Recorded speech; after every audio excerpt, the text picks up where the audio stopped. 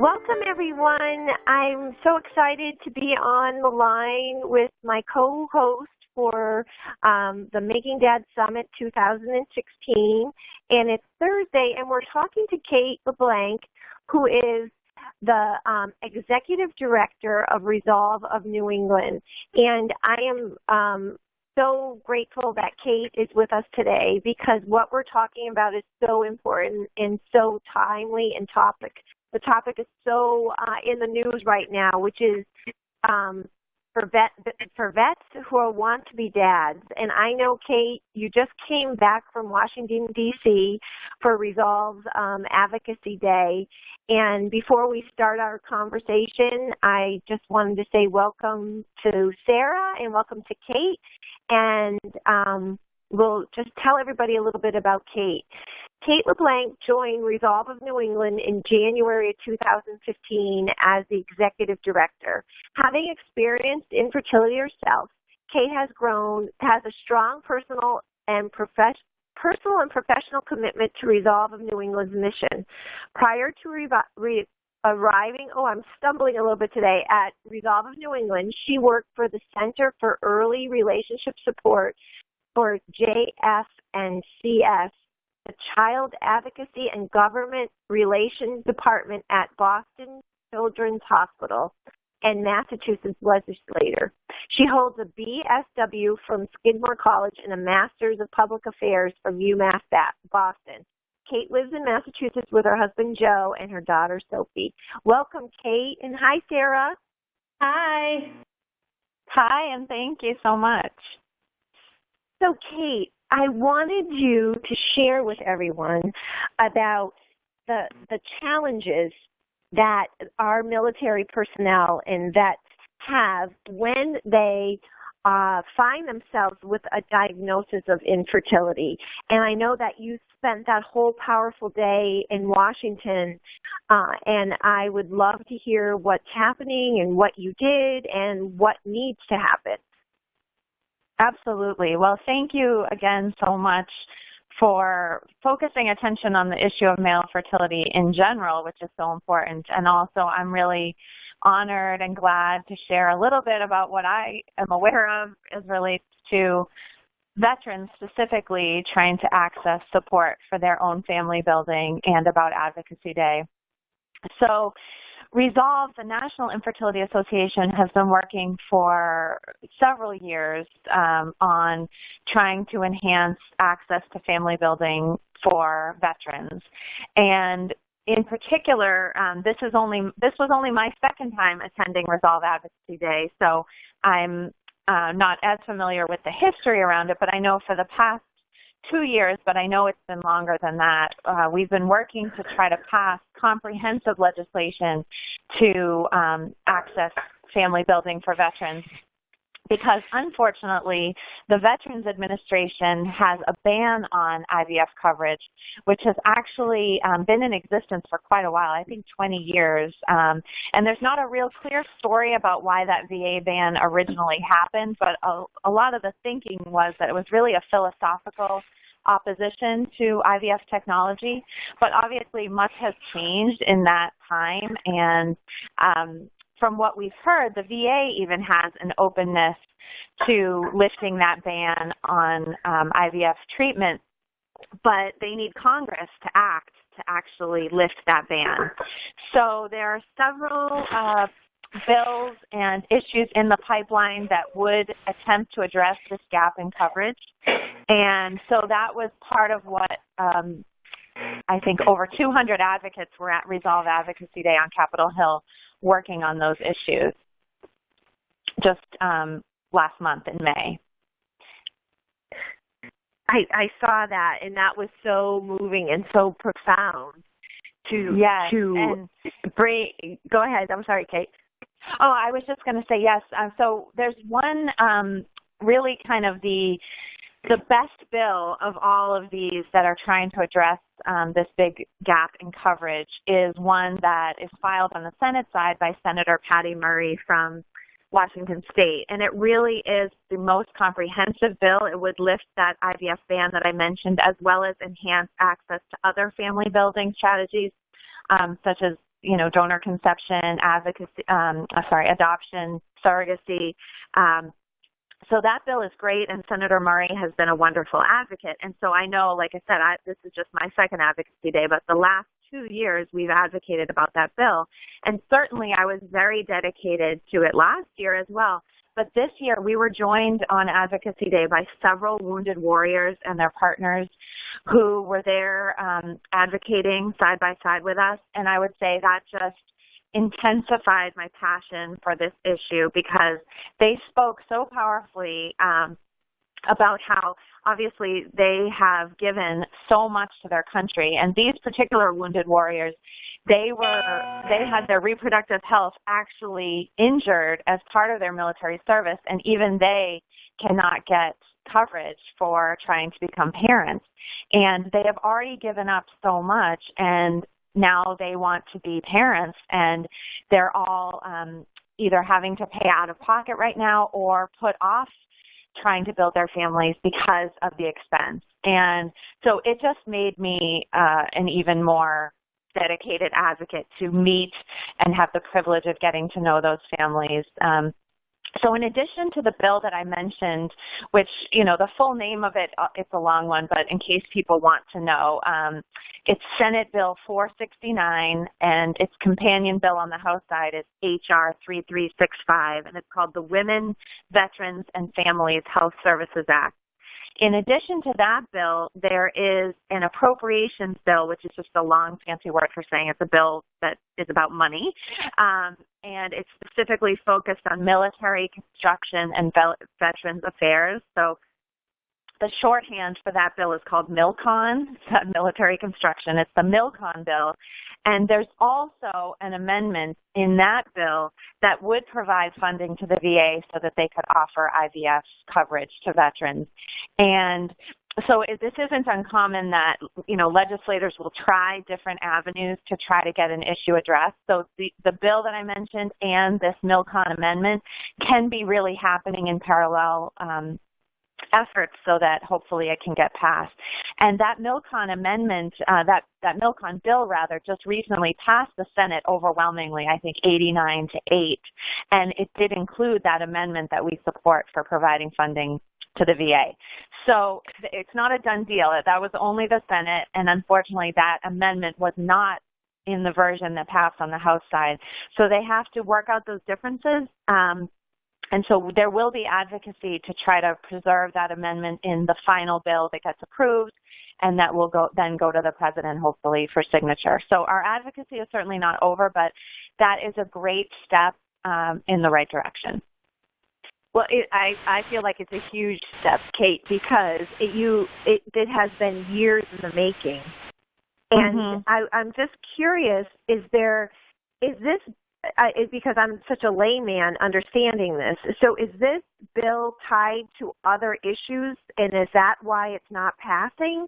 Because there's some other component within this bill that's written that people are not agreeing to, or is this the only issue within the bill? Well, that's a great question. So the MILCON bill that I mentioned is very large. So in that case, our quote unquote, our amendment is only one of many pieces in that bill. But so you're certainly right in that case. As far as I know, the other bill that I mentioned that was sponsored by Senator Murray on the Senate side, that bill is, as far as I know, very, very focused on family building. I think that's the issue of it. But it's interesting that you asked that because last year, Patty Murray again tried to advance, I can't remember now actually if it was her bill or if it was an amendment, but it was basically the content again of this issue and trying to get it addressed. She tried to advance it, and at that time there was an anti-abortion piece kind of tacked on during the floor process to her bill, and that would have been negative. People were concerned about that piece that was being added to it. And so at that time, unfortunately, Senator Murray did have to pull back on what she was trying to get passed because of that concern. So that does happen, unfortunately. But it doesn't, at least right now, that doesn't seem to be the issue. I think the biggest thing is just that it's very difficult to get bills to move at the federal level. And even, I think that's always true. It's always a big hill to climb. But I think particularly now in a presidential election year, inactivity seems to be even more of an obstacle, where people are just kind of letting things go until we, see the results of the election in November. But I will say, I think this bill does have some movement and attention, and in part it is because, Advocacy Day was so powerful. Like I said, over 200 people from, I can't remember how many states, but many, many states were represented, and it was just so powerful to see all those advocates, walking the halls and traveling the halls of Capitol Hill in their wheelchairs and meeting with their legislators. So that was hugely persuasive. And also Resolve, ASRM, many other partners have done a great job at getting media attention for this issue, because I think once people are aware of it, they recognize pretty quickly the injustice of this, that, and of course, myself and many others, our ultimate goal is for everyone with the disease of infertility to have coverage for it. But we strategically, that is the ultimate large goal, but we've tried to address in a incremental way some of these big areas of lack of coverage. And this veterans ban in the VA is one of them. And as soon as people hear about it and learn about it, I think generally speaking, they recognize right away the injustice of it, and that's why it has bipartisan support. But it's still, even with all of those assets, it's just still a really difficult thing to get any bill passed at the federal level, and that's why all of our advocacy and attention to this is really so crucial. I hear, because I was unable to attend the Advocacy Day, but of course, I was supporting it through social media, and I'm so glad that you addressed what you just did, Kate, because Resolve and the partners that you have has been dedicated to ensure. And you and I both, Sara lives in California, but you and I both live in Massachusetts, a mandated state, and Resolve was born here in Massachusetts because of this issue, because of this gap, that there is not collective coverage for infertility. And this is just still the tireless voice of making sure that this issue is brought to the attention of all. One of the things that I was disconcerted about, and so grateful that you did bring this up, because within my social media circle, my little circle, you addressed that you are still working for coverage for all, because some of the comments that were made, I presume they were made from such a place of being hurt and such a place of being confused, because there was, just a few little voices of what about all of us? And as right. You and I know, infertility, it's a leveler. It touches so many people and so many families. And then to hear about these veterans, women and men who give so much for our country, and then come back with this gap, it's just a travesty. And I just was so grateful that you addressed that the mission, the intent of Resolve is still to bring coverage for everyone. So I hope those little people who are feeling, victimized, because that's a voice of being victim. Well, what about me? You are still working to ensure that bit by bit, step by step. And, absolutely. that yes. Well, yeah, so I was just going to say, I absolutely just want to reiterate. Yeah, I just want to reiterate that I can only speak officially for Resolve New England, but the ultimate goal of coverage for all for infertility, of course, remains at our center and will always be there. And I'm an optimistic person who believes, I will see that in my lifetime. But I think Resolve is so strategic and knowledgeable and aware that, unfortunately, and I think what it shows is even for a subgroup of the overall population of people dealing with infertility, just to right this wrong around veterans has been so challenging from an advocacy perspective that it speaks to the fact that, unfortunately, what we all want in terms of universal coverage is not politically tenable right now. So indeed, I mean, I think those feelings of frustration are totally understandable, and but I just want to assure people that this is part of what we know is a much larger problem that's being addressed in multiple ways, and this is just one of them. So Sara and I are doing something different this year, and Sara's on the phone with us, of course. And part of what we're offering is the bundle of this whole summit, the collective knowledge that we've been collecting and gathering and bringing together to bring voice to male infertility. We're offering this whole big bundle for a fee. We have not done that in the past. And we're partnering with April Lane, who is establishing scholarships for young men who are just received a diagnosis of cancer, or young men who are going into the service, because fertility preservation is something that we also need to talk about within this summit. You know, if our men are going out within the military to protect us, then they should have the knowledge about fertility preservation.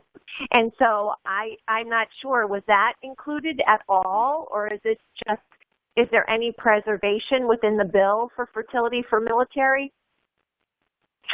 That's a great question. I'm not aware of it. I don't think it is in the bill that I mentioned, because it's an interesting thing, but active duty military, actually, not all probably, but I think generally speaking, they do have access to fertility coverage. I don't know about sort of preventive fertility preservation like you're discussing, but if an active duty military member needed IVF, for example, there typically is coverage for that through their insurance. It's the veterans who face this specific ban in the VA. So it wasn't a major topic at Advocacy Day per se, but I of course, agree with you. Fertility preservation for those who are going away to the military or those that are facing cancer is so important. And I know one of the advocate couples that are veterans that were with us shared their story of before the husband of the couple left for his military service, he did freeze his sperm exactly for that reason, because they knew they wanted to be parents and they were so unsure of what was going to happen. And fortunately, he did not have his reproductive health injured during service, but they did face infertility, and and he was injured in other ways. And so they're extremely grateful that they were able to access that when they got home to help build their family. So it's critically important. I honestly don't know to what extent it's covered in the different advocacy vehicles that I mentioned before, but I can try to get more information on that for you.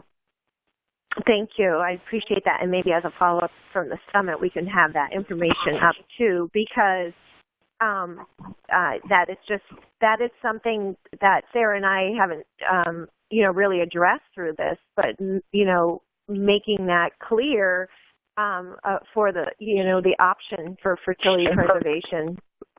Yeah. So the other thing I wanted to mention is a lot of private fertility clinics across the country have stepped up to create programs to help veterans. And so, it takes a little bit of shopping around, but definitely some clinics, while we wait for more comprehensive legislation to pass, I know some clinics have taken it upon themselves to help this population, which is wonderful. So I would encourage people to look for those resources in their area. Likewise, and unfortunately I don't have the detail right in front of me, but I know ASRM shared comprehensive information last year about the resources that are available to veterans. So I'll make sure that you have that link, that you and Sara both have that link to be able to share.